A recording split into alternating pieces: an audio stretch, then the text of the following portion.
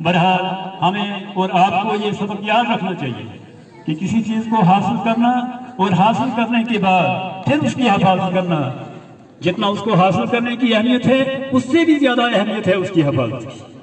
आजादी तो उन लोगों के खून से हमें हासिल हुई, लेकिन इस आजादी की हिफाजत करना ये यहाँ के हर हिंदुस्तानी का हक फर्ज है कि वो अपनी इस आजादी की हिफाजत करे। और इसकी हिफाजत कैसे करें? हम आपसी भाईचारा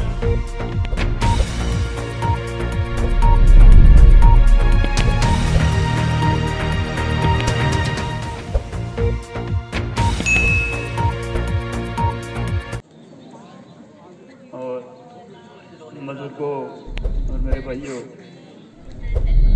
आज आप यहाँ पे 75वां यौम आज़ादी मनाने जा रहे हैं और पूरे मुल्क में मनाया जा रहा है।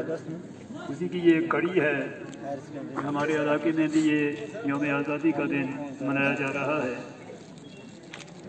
बहरहाल इस मौका पे आपने बहुत कुछ कहा, अभी तक बच्चों ने बहुत सारी बातें की। मैं चंद अल्फाज आपके सामने रखूंगा। आप देखिए, आज़ादी हासिल करने के लिए, अंग्रेज़ों से आज़ादी हासिल करने के लिए जो तहरीक वजूद में आई, अभी तो बहुत सारी बातें कही गई, लेकिन असल बात जो है वो 1931 में ये तहरीक शुरू हुई। 1931 में जब ये तहरीक शुरू हुई तो उस वक़्त हिंदू, मुसलमान, सिख, ईसाई जितनी भी कौमें थी, ये सारी मिलकर अंग्रेजों के खिलाफ लड़ रही थी। और ये जंग तकरीबन जो बाकायदा 1857 से 1857 से शुरू हुई, उससे पहले 1931 में जो जंग शुरू हुई थी, शुरुआत हुई थी, उसमें 33,000 से ज्यादा जाने जाए हुए हमारे मुल्क की, 33,000 से ज्यादा। और फिर 1857 से जो जंग शुरू हुई, आप देखते हैं कि मतवातर 100 साल तक, यानी 99 साल 90 साल हुए। 1857 से 1947 तक 90 साल में 95,120 लोगों ने अपनी जानें इस मुल्क को आज़ाद कराने के लिए कुर्बान की। उन 95,120 लोगों में सिर्फ इंफरादी तौर पे जो है मुसलमानों की तादाद जो है उसमें 65,120 मुस्लिम है जिन्होंने अपनी जान हिंदुस्तान की आज़ादी के लिए कुर्बान की। इसमें कोई शुबे की बात नहीं है। बाकी सब कौमों ने इस मुल्क की आज़ादी के लिए हिस्सा लिया, कुर्बानियाँ दी, और फिर आगे चल के 1947 में ये मुल्क आज़ाद हुआ। आज़ाद होने के बाद इस मुल्क का जो आइन बना, तमाम कौमों को ये फिक्र एक लाहक थी कि अब इस मुल्क का आइन क्या होगा, पता नहीं हमारे साथ क्या होगा।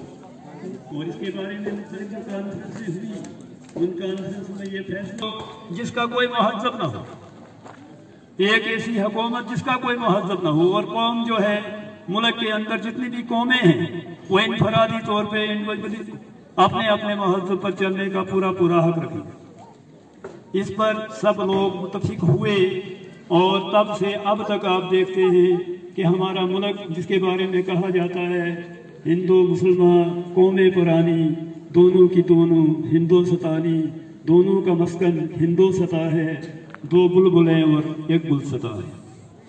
आप जानते हैं ये मुल्क जितना प्यारा यहाँ के मुसलमानों को रहा है, आज अगर एटमी ताकत इस मुल्क को किसी ने दी है, वो भी तो मुसलमान है, वो भी तो मुस्लिम है, वो भी तो कलमा गो है। और हम फख्र से कहते हैं, हम ये बात बड़े फख्र से कहते हैं कि इस मुल्क को एटमी ताकत जो दी है वो तो एक मुसलमान ने दी है। और फिर अगर आज मैं एक बात जरूर ये बात कहूँगा आपसे कि इस वक्त के जो हालात हैं, सियासतदानों ने हमेशा अपनी सियासत को चमकाने के लिए कौमों को आपस में लड़वाया है, कौमों को आपस में बर्बाद किया है और शक में पड़े। आप देखिए मुगलिया सल्तनत का खात्मा हमारे हिंदुस्तान से क्यों हुआ, कैसे हुआ, उसके असबाब क्या थे। اس کا پہلا اور بنیادی سبب جو تھا وہ یہ تھا کہ انہوں نے اپنی قوم پہ شک کیا۔ اورنگزیب نے اپنی حیات میں ہی اپنے بیٹوں کو جیل میں رکھ دیا اور اس کا نتیجہ یہ ہوا کہ مغلیہ سلطنت ہندوستان سے اختتام پذیر ہوئی۔ اگر ہم اپنے گھر کے اندر ایک خوشحال گھر تب ہی ممکن ہو سکتا ہے جب گھر کا ایک فرد گھر کے ہر ممبر کے بارے میں یکساں خیالات رکھے، پھر وہ گھر پھولتا اور پھلتا ہے۔ جہاں پر گھر کے کچھ لوگوں کو ایک نظر سے دیکھا جائے اور کچھ لوگوں کو دوسری نظر سے دیکھا جائے، وہ گھر دیر یا سویر اجڑ کے رہ جاتا ہے۔ اس لیے آج ہمیں اچھی طرح سے یہ جان لینا چاہیے، سوچ لینا چاہیے کہ ہمارے ملک کے اندر جو ہو رہا ہے اس وقت، ہم اپنے اس ملک کی خیر خائی چاہتے ہیں، بھلائی چاہتے ہیں، اس کے پیس کے لیے، اس کی پراسپرٹی کے لیے ہم اللہ سے بھی دعا گو ہیں اور یہ چاہتے ہیں پہلے تو ہم مسلمان ہیں اور اس کے بعد ہم ہندوستانی ہیں۔ ہمیں اپنا مہذب جو یہ کہہ رہا ہے، مہذب بھی ہمیں اس چیز کی اجازت دیتا ہے۔ آپ دیکھیے ہمارے نبی جب مکہ سے مدینہ کے لیے جا رہے ہیں، آپ مدینہ کی طرف دیکھتے ہیں، آپ بار بار مدینہ کی طرف دیکھتے ہیں، مکہ کی طرف دیکھتے ہیں۔ صحابہ آپ کو پوچھتے ہیں وجہ کیا ہے؟